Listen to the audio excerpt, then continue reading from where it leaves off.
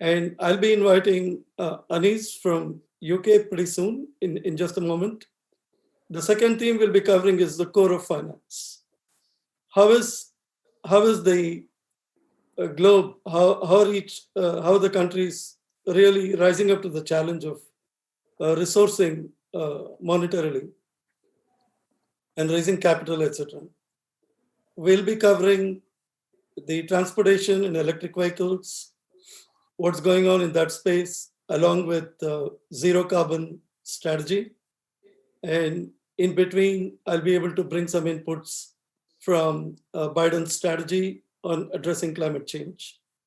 And lastly, we will get down to brass tacks and see how we at our levels can really collaborate between the countries, between individuals, between organizations, between startups, between big mega companies, between the governments.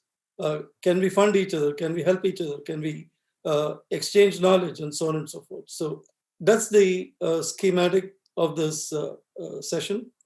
We have about an hour, and I will take a pause now, and I'm happy to invite Anis, who's the energy head of Infosys based in UK. Anis, can you step in for a couple of minutes and share with us the key verticals that are really impacted by climate change and your perspective on that? Anis? Sure, Guru, thank you. So can you guys hear me clearly? So look, I, a long time ago at Infosys, there's a saying, we believe in God, but everybody else brings data. So, it's really important to start with data, and I think if most of you would have read the Bill Gates book, where he stresses the point of 51 gigatons of CO2 equivalent that gets released every year, right? So before we sort of go into every industry and look at which industry is emitting, et cetera, I think it's really important to understand, not every thing is equal, right? So this 51 gigatons, where does it come from? Which industry is contributing how much? Which country is contributing how much? Which company is contributing how much? Because I think it's really important to look at it from a company perspective.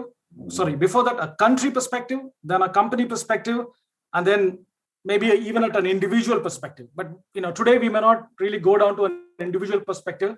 Let me just share quickly, my screen to just show you a few quick charts that I quickly picked up from mainly from Oxford University, because what these guys have done in Oxford University is, they have literally been taking stock.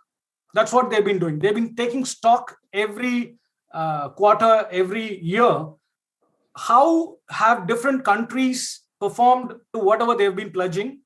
How different companies have performed with respect to what they've been pledging, and how different states and cities, So it's a very, very open, transparent method of, So just before I go there, I just wanted to give a sense of, the big emitters. I mean, as you can see from this very obvious graph, it is still a few years old, but the number 49.4 billion tons that is there, and today 51 billion is pretty close, because this is the latest one that we have in terms of the spread of the way they are used. So if you see, nearly 73% of those 51 billion tons that gets out is from energy. And then it gets split into the top 8 or 9, iron and steel contributing to 7%, the road transport to nearly 12%, residential buildings 11%, and commercial at 6.6%. So you can see a sense of how the distribution have there from that 51 billion tons of carbon dioxide equivalent that gets released on a year-on-year basis. So that's the first thing that I wanted to baseline on. And also I want to tell about one other thing, which is, of all the countries that have committed to the Paris Agreement, this is the current, as of March 2021, 61% of the countries have already committed. So, if you take all the countries across the world, 61% have committed to a target carbon net zero.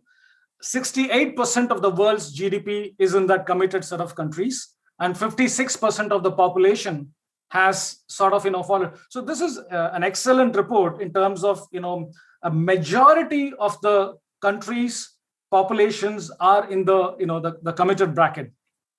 And also a quick breakdown of where each of them are. If you look at the first graph, graph A, it looks like there is a very small percentage they have promised to go carbon net zero by 2030.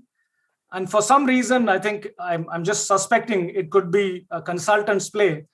Nobody wants to go net zero between 2030 and 2040. It looks like a very, very bad period of space. And I'm sure there's no logic over there. It is just a matter of people not, declaring 2040 as a year. So a good number of companies have said by 2030, they'll go net neutral.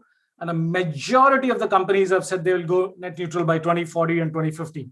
Right? I think it's the same with the US. If you look at Biden's policy on climate change, that's true. They particularly laid out that 2050 is what they're looking at. That's true. In fact, the 2050, if you break it down, this slide doesn't do justice to 2050. A vast majority of the 2050 is basically China. It's a vast majority, but there is also, parts of that. So that's something that I just quickly wanted to point out. But it's really important before we start any conversation, we see where we stand in terms of countries, cities, and companies. I'll end with this. If you look at the small green little thing on the bottom, that's already achieved. You would be really surprised that more than 20 plus countries have achieved carbon net zero already, and more than 44 companies, including Infosys, which has achieved carbon net zero already, right? So that's the small little green bar that's on the bottom. But the majority of them are the dark orange, which is, in policy, they have a definite, commitment and a definite pathway. But there is also, as you see, as we move from countries to companies, the lighter orange is getting, smaller and smaller. More and more companies, nearly, pretty much all of the G2K companies have put at least, some kind of commitment to go net neutral by either 2030 or by 2050. So there is a massive commitment from all of these people. And I just want to set the stage before we move into the next set of things.